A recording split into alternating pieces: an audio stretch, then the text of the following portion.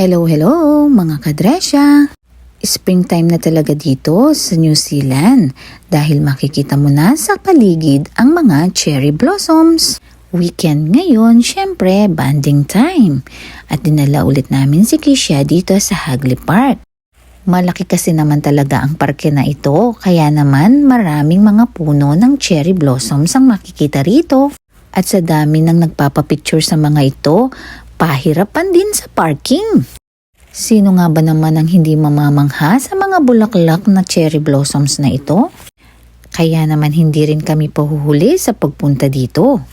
At makita ang ganda ng mga bulaklak na ito. Mapapansin nyo rin sa mga puno ng cherry blossoms, kapag tumubo yung mga flower nila ay wala muna silang dahon. At puro mga bulaklak talaga ang mga nakakapit sa mga sanga.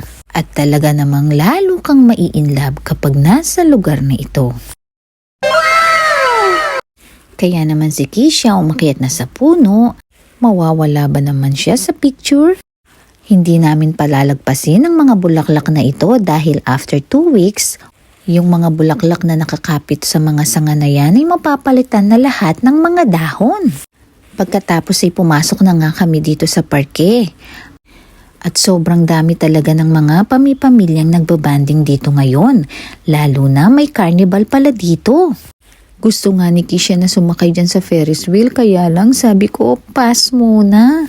Para kasing hindi ko na talaga kakayanin ang pagsakay dito. Kaya sabi namin ng daddy niya, ibibili na lang namin siya ng makakain dito sa mga food trucks. At dahil nga nauuhaw na siya, ay nagpabili siya sa daddy niya ng frozen raspberry coke. Paborito kasi niya ito, kaya tuwang-tuwa naman siya. At may tinuturo na naman siya, ano kaya ito? Dito na naman sa mga mini donut siya nagpunta. Paborito din kasi ni Kisha ang mga donut. Kaya naman daddy, just give me your money. Oh no! At dito sa botanical garden na ito ay may mga light show kapag gabi. Kaya naman talagang maraming pamilya ang nagpapabook at nagpupunta. Dahil hindi lahat ng season available ang mga ito. Kaya naman si Kisha happy kapag weekend.